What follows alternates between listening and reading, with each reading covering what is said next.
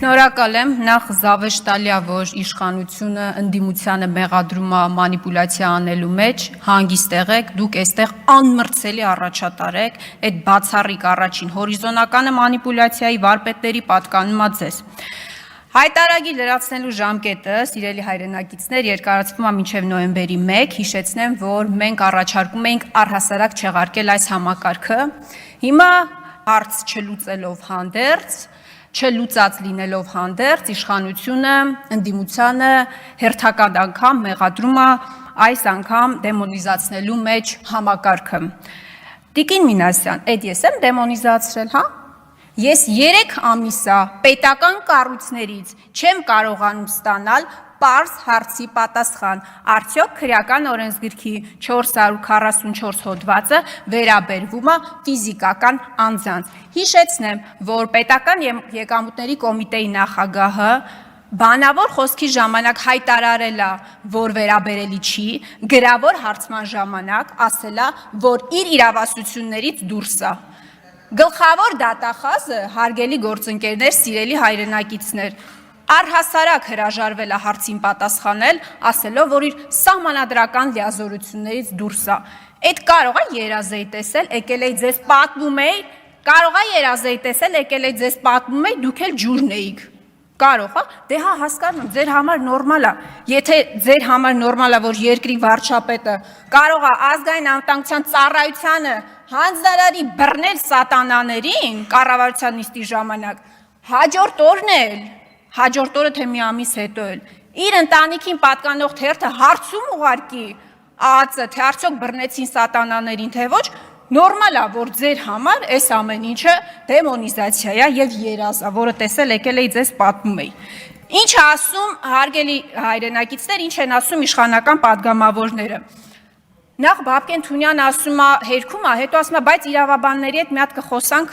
հետո կարձագանքենք։ Տնտեսական հանձնաժողովի նախագահն է, իրավաբանների հետ խոսել է, եկել է նույն պնդումներն է անում։ Պարոն Թունյան, բա որ այդքան ամեն ինչը պարզ էր։ Ձեր ընտրած գլխավոր դատախազը այդ պարզ հարցերին չէր կարողանում պատասխանել։ Պեկի նախագահը այդ պարզ հարցին չէր կարողանում պատասխանել, եթե ամեն ինչ այդքան պարզ էր։ Կամ Վլադիմիր Վարդանյանը, ես ցավում եմ, որ հիմա այստեղ չի, ասում է մանիպուլացնում է Տիկին Խամոյանը։ Խնդիրը այստեղ հոդվածը չի, գլուխն է։ Եթե ես չեմ սխալվում,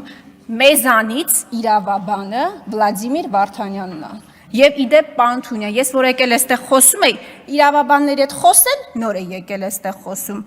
Պարոն Վարդանյանը չգիտի, որ քրեական օրենսգրքում հոդվածն է մեկնաբանման առարկա, ոչ թե գլուխը։ Ես վստահ եմ, որ ինքը շատ լավ գիտի, պարզապես այստեղ իր բառերով մանիպուլացնում էր իրավիճակը։ Հիմա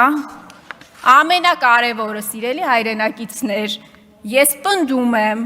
որ սա փորձանք է լինելու ձեր գլխին, բայց սրա մասին իշխանությունները հիմա լռում են։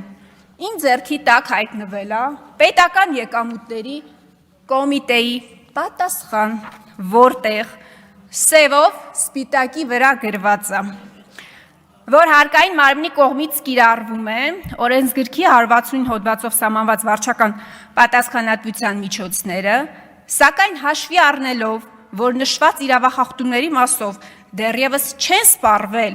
նույն հոդվածով սահմանված կիրառման ենթակա բոլոր պատասխանատվության միջոցները,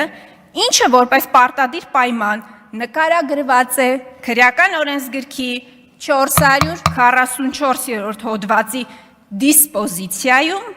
ուստի եկամտային հարկի տարեկան հաշվարկ հայտարարագիր ներկայացնելու պարտավորության չկատարման դեպքով քրեական հետապնդման մարմիններին տվյալներ դեռևս չեն փոխանցվել։ Սիրելի հայրենակիցներ, ձեզ ինչպես Արցախի հարցից սկսած մինչև Արագաչափեր ստել են, այնպես էլ այս հարցում են ստում եւ պատրաստվեք, որ հաջորդ տարվանից քրեական հետապնդումներ են սպառնում այն քաղաքացիներին, ովքեր հայտարարագիր չեն լրացնի կամ կեղծ տվյալներ կլրացնեն։ Շնորհակալ եմ։